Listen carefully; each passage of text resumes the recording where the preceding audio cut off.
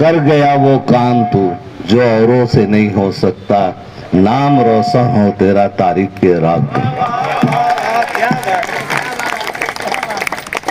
शेख शब्बीर साहब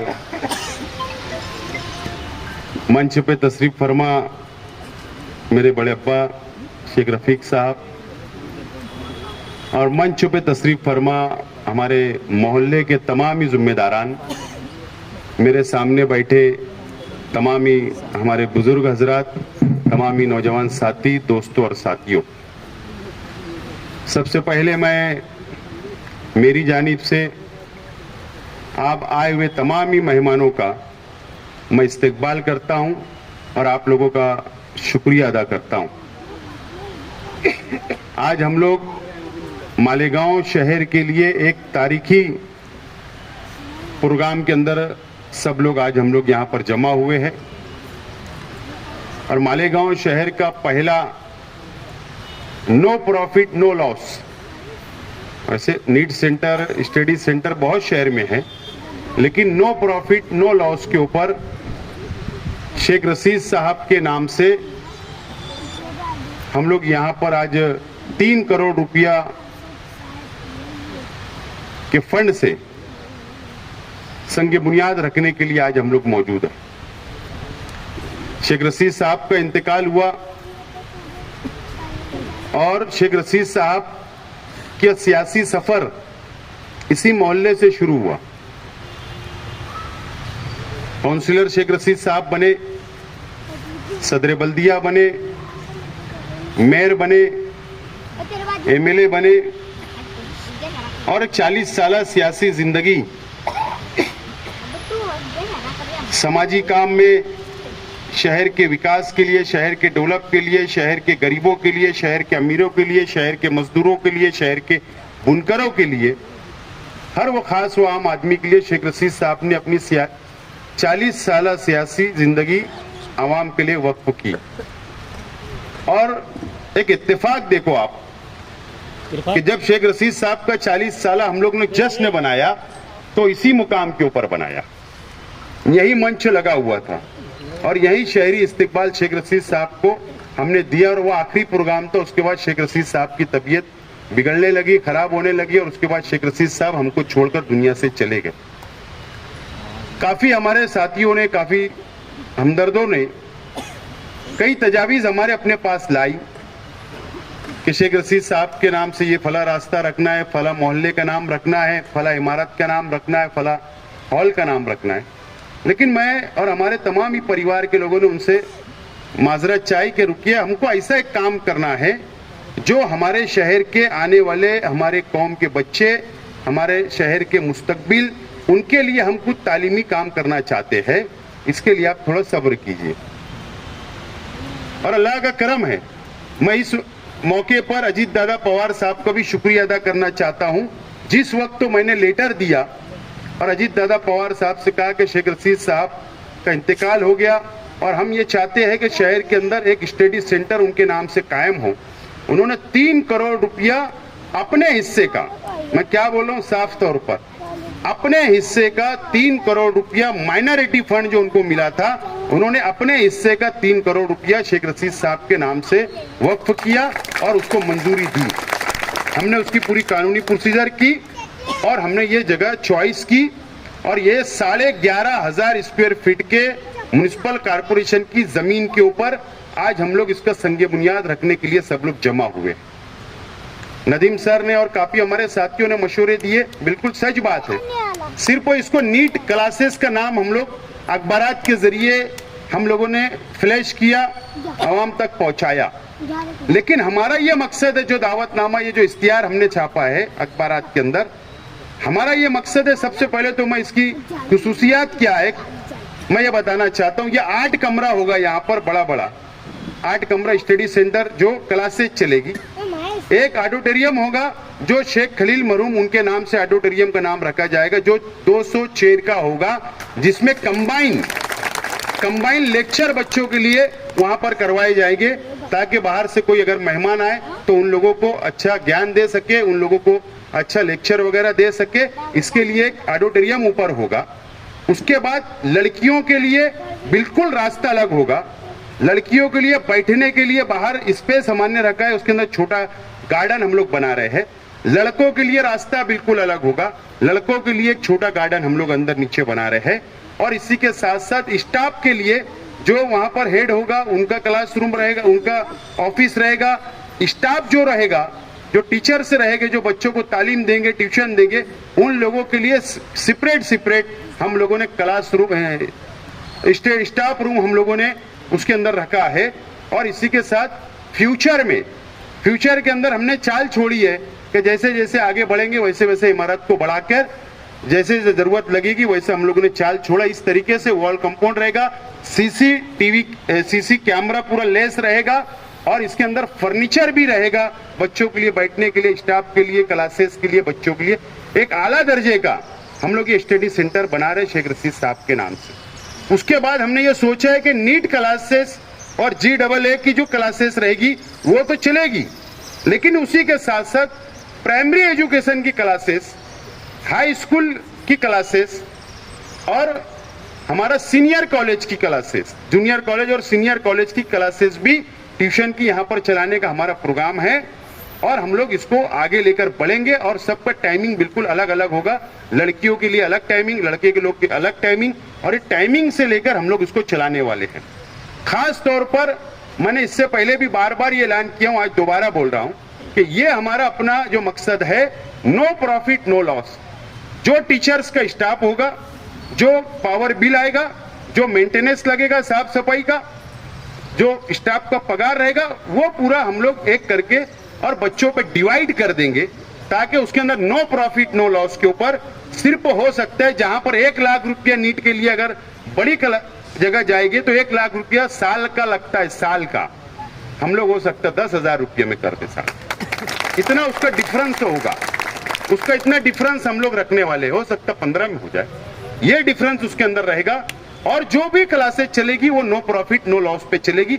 हमारा मकसद रुपया पैसा कमाना नहीं है, हमारा मकसद ये शहर के बच्चों को, ये शहर के गरीबों के बच्चों को, ये शहर के मजदूरों के बच्चों को, छोटा मोटा धंधा व्यापार करने वालों के बच्चों को हम ये चाहते हैं कि वो भी डॉक्टर बने, वो भी इंजीनियर बने और वो भी तालीम हासिल करे और वो भी आगे बढ़े और वो भी वक्त के साथ में चले, वो पीछे ना रह जाए और अमीर का बच्चा आगे ना निकल जाए। ये हमारा अपना मकसद है और इस मकसद से, ये नेक मकसद से हम लोग आज इसका संग बुनियाद हम लोग रख रहे हैं।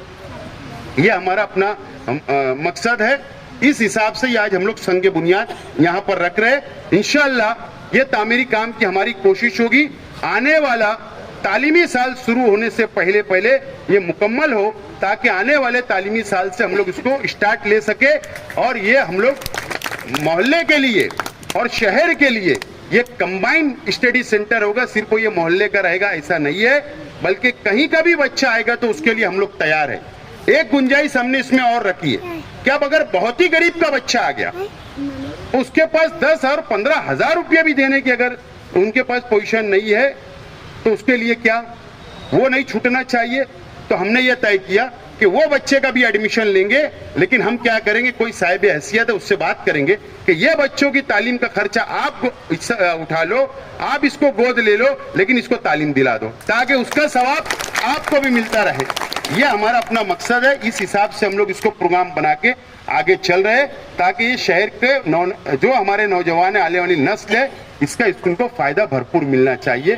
ये हमारा अपना मकसद है। इसीलिए आज हम लोग सब यहाँ पर जमा हुए और ये संग बुनियाद रखने का एक बड़ा मैं प्रोग्राम करना चाहता था। पूरे तालीमी अदारों को बुलाना चाहता था, टीचर्स, डॉक्टर, सबको बुलाना चाहता था, लेकिन आचार संहिता का डर लग रहा है कि 2 दिन में, 3 दिन में, 4 दिन में कभी भी लग जाए। इसके लिए आज हम लोग संग बुनियाद मुख्तसर में हम रख रहे हैं और इंशाल्लाह जब इसका इफ्तिदा करेंगे, जिंदगी रही तो हम सब लोगों को बुलाकर एक आलीशान इफ्तिदा करेंगे और शेख रशीद साहब के नाम से इसका कैंपस तैयार होगा और शेख खलील साहब के नाम से ऑडिटोरियम तैयार होगा।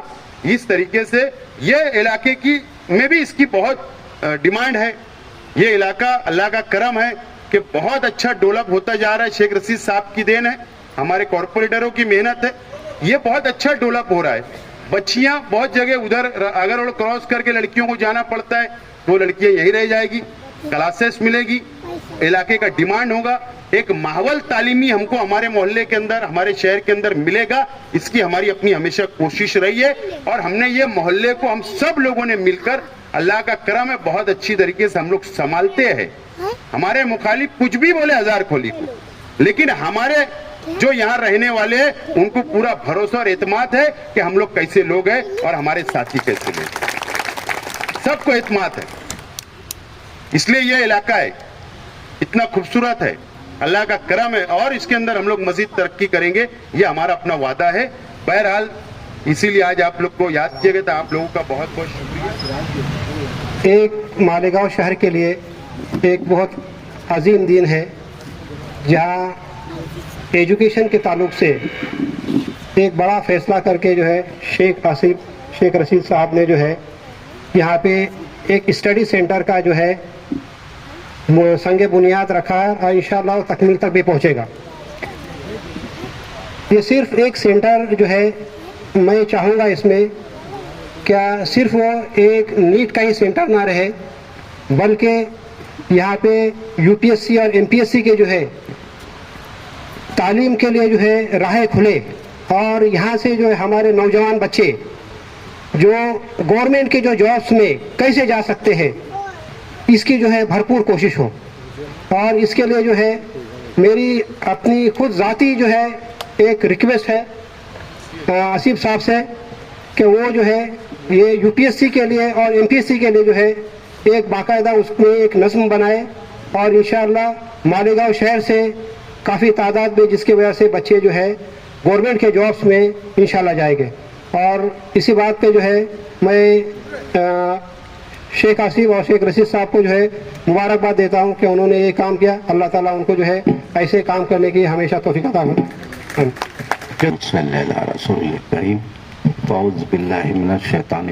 बिस्मिल्लाहिर्रहमान। सदर मजलिस, स्टेज पर जो बैठे हुए हैं मुअज़्ज़ज़ीन, और तमाम ही जहाँ तक मेरी नज़र जा रही है तमाम ही लोगों को अस्सलामु अलैकुम व रहमतुल्लाह। हाज़रीन, शेख आसिफ, आपको याद होगा कि रिजर्वेशन के लिए जो मोर्चा यहाँ से गया था, महाराष्ट्र में पहली मर्तबा मैंने एक सियासी बंदे के पीछे अपने आप को डाल दिया था।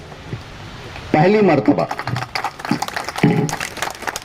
32 साल की सर्विस है, Sardar high school and junior college, Sardar BEd college, DEd college, लेकिन कभी भी मैं सियासी तौर से नहीं आया। लेकिन एक इतना बड़ा मुद्दा था रिजर्वेशन का जो आज भी मुअल्लक है। मैं समझता हूँ आसिफ साहब जैसे 2-4 लोग अगर वहां पहुंच जाएं तो वो मामला भी हल हो सकता है, अल्लाह करे ऐसा हो। मैं पहली मर्तबा किसी सियासी शख्स के पीछे चला गया। वो 10-12 रोज का जो भी वक्त रहा साथ में पैदल जाना, और जो मैंने आसिफ साहब को पढ़ा उस वक्त से मैं गुरविदा हो गया उनका। ये बंदा सिर्फ शहर की बात सोचता,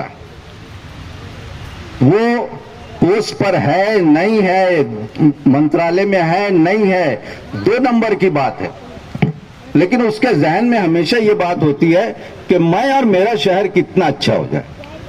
और ये एक बहुत अच्छी खूबी है शहर के लिए, एक ऐसे आदमी की जो सियासत में भी अपने आप में एक मिसाल है और दूसरे फील्ड में भी।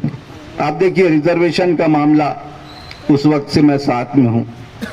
उसके बाद उर्दू घर का मामला, महाराष्ट्र में दूसरे नंबर पर हमारा ये था। किसी ने सोचा था इसको? बहुत सारे आए चले गए, किसी ने नहीं सोचा। दूसरा मामला आप लें, रिजर्वेशन के बाद का मामला जो है, उसके बाद ये तुम्हारे जो टीचर्स का मामला था, एमएलए बन गई, वो एक अच्छी खासी चीज आ गई उनके पास।